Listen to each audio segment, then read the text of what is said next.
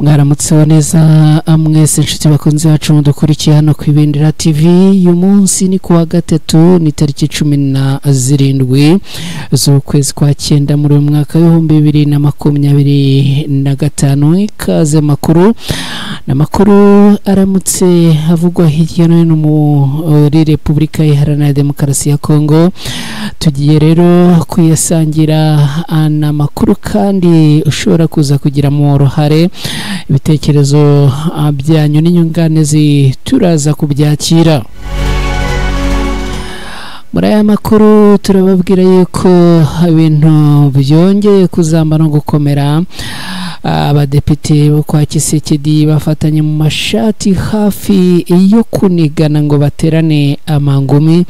Ibi uraza kubisobanukirwa neza. Hanyuma kandi hamaze kumenyekana icyatumye ikibuga cy'indege cya Bujumbura mu Burundi kimara amasaha arenga 10 yose kidakora.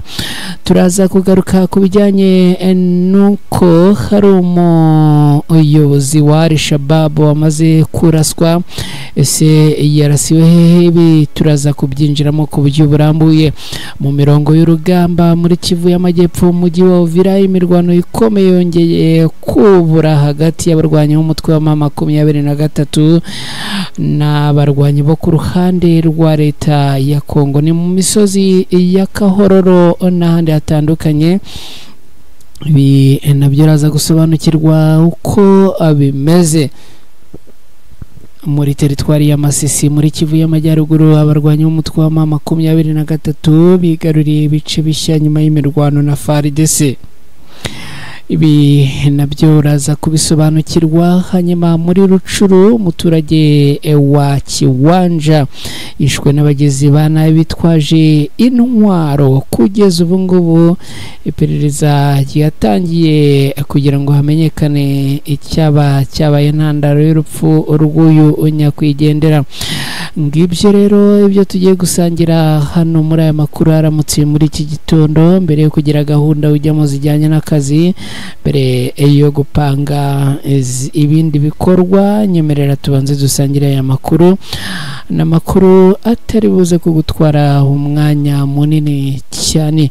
Hani ku Ibendera TV rero ngiye nitwa Mukada. Reka mukanya ngaruke twinjira muri aya makuru ku buryo abo urambuye.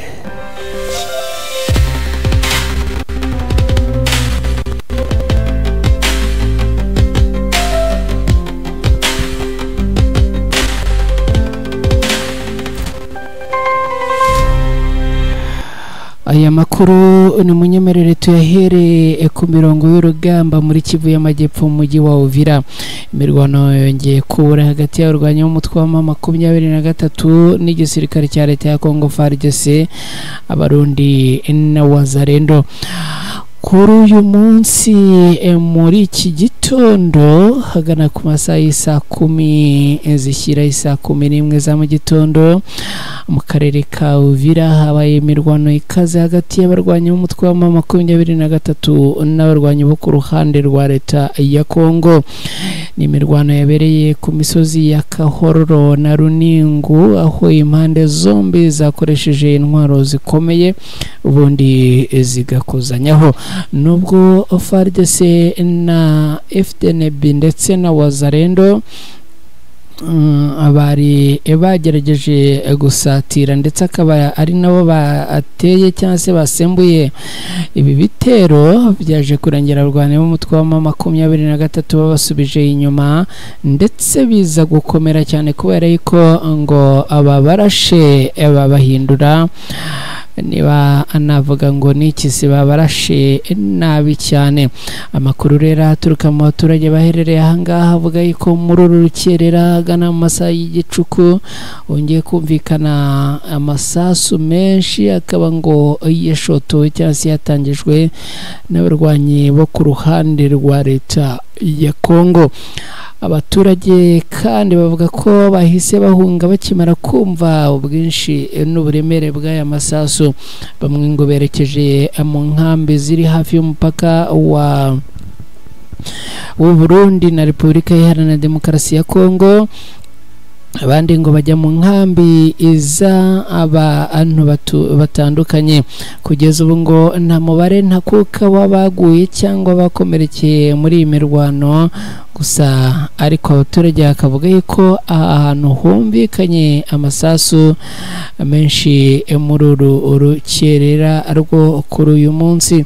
Reka twerekeze mu nteko ishinga amategeko muri Repubulika Iharanira Demokarasi ya Kongo. Abadepite mu nteko ishinga amategeko bafatanye mu mashati hafi kunigana. Amakuru aturuka ahangaha muri Repubulika Iharanira Demokarasi ya Kongo aravuga ko mu nteko ishinga amategeko bagaragaye bafatanye mu mashati, aho hari uruhande rushyigikiye Vital Kamerhe, perezida w'inteko ishinga amategeko uri ku gitutu cyo kweguzwa n'abatamushyigikiye. Amakuru agaragaza ko ibyo byabaye ku munsi w'ejo, ubushyamirane bwabo bukaba bwaje kuviramo bamwe guterana amabuye hafi no gukubitana ingumi. Abashyigikiye Kamerhe bavuze ko atari we kibazo muri Repubulika Iharanira Demokarasi ya Kongo. Abatamushyigikiye nabo bakavuga ko agomba kugenda ngo kuko ntacyo ashoboye. Ibyo guterana amagambo byatumye abanyamakuru babikurikiranira hafi, babishyira ku karubanda bakoresheje amashusho no gufata amajwi. Depite Crispin Mwindure niwe watangije ibyo kurwanya Vital Kamerhe, nyuma uko yagiye abicengeza muri bagenzi be abona benshi bamushyigikiye, kuko amakuru yavuga ko abari inyuma ye ngo ari abadepite 262 bose.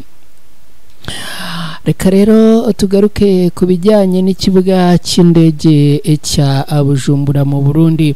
Hamaze kumenyekana icyatumye ikibuga cy'indege cy'i Bujumbura mu Burundi kimara amasaha arenga 10 yose kidakora. Amakuru avuga ko ikibuga cy'indege cya Bujumbura mu Burundi cyamaze ijoro ryose kidakora, kuvuga nta ndege zikigwaho cyangwa zihaguruke kubera ikibazo cya tekinike. Ijoro ryo ku cyumweru rishyira kuwa mbere tariki 15 z'ukwezi kwa 9 muri uyu mwaka nibwo ikibuga cy'indege cya Bujumbura kitigeze kigira indege y'ikigwaho cyangwa ngo ihagurukireho. Bivuye kuri tekinike rero nke Uburundi bufite.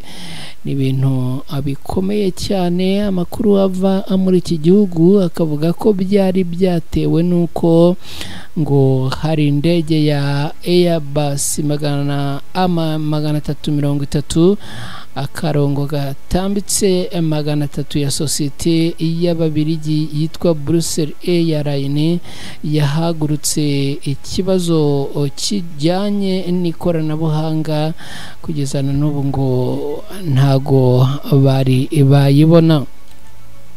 Reka twerekeze kuri ya nkuru ivuga yuko igisirikare cya Uganda UPDF kishe umukuru wa Al-Shabaab. Ingabo za Uganda UPDF ziri mu butumwa bwa Africa Union Support, ni ukuvuga African Union Support Mission in Somalia. Zatangaje ko zishe umuyobozi mukuru w'inyeshyamba za Al-Shabaab mu karere ka Rowa Shabelle ni muri Somalia. Ngibyo rero uko byifashe. Uyu umuyobozi witwa Osman Hussein Mbune Amiri wari uzwi nk'umugaba mukuru w'ingabo za Al-Shabaab muri ako gace yishwe ku ya 14 z'ukwezi kwa 9 muri uyu mwaka turimo, mu gihe mu gitero gitunguranye cyateguwe n'ingabo za UPDF.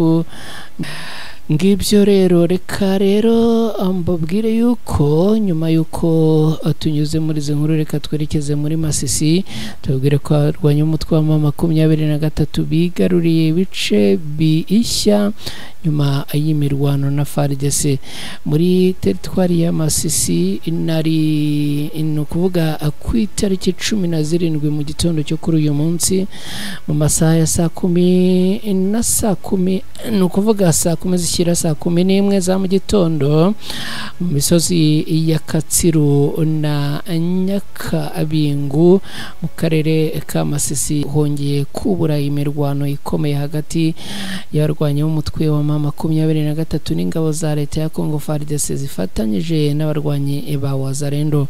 Abatangabuhamya bavuga ko FARDC yari ifite ibirindiro bikomeye kuri iyo misozi, ariko bikaba byose byaje kugwa mu maboko y'abarwanyi b'umutwe wa M23. Kugeza ubu ngubu rero ahabereye imirwano ikomeye cyane, makuru akavuga yuko ngo hari abasirikare baharasiwe nubwo imibare itari yamenyekana neza. Twihute tugere muri teritwari ya Rucuru. Umuturage wa Kiwanja yishwe n'abagizi ba nabi bitwaje intwaro muri teritwari ya Rucuru ku munsi w'ejo bundi. Umugabo umwe yapfiriye Ikiwanja ni mu karere ka Rucuru muri Kivu y'Amajyaruguru ku mugoroba wo kuwa mbere tariki 15 Nzeri muri uyu mwaka, nyuma yo kuraswa n'abagizi ba nabi bitwaje intwaro. Kugeza ubu ngubu nta makuru ahagije ku bijyanye n'urupfu yari yajya hanze, gusa yaba sosiyete sivile ndetse n'indi miryango bakaba bakomeje kugenda abamagana iby'uru rupfu, bavuga yuko ari urupfu rw'amarabira. Reka rero amashimire cyane inshuti bakunzi bacu, mwari muri kumwe natwe muri aya makuru. Nizere ko mukomeje kugubwa neza, mugire amahoro n'amahirwe, mugire akazi keza uyu munsi, ariko ikirutaho cyanyacyo Imana ibarinde.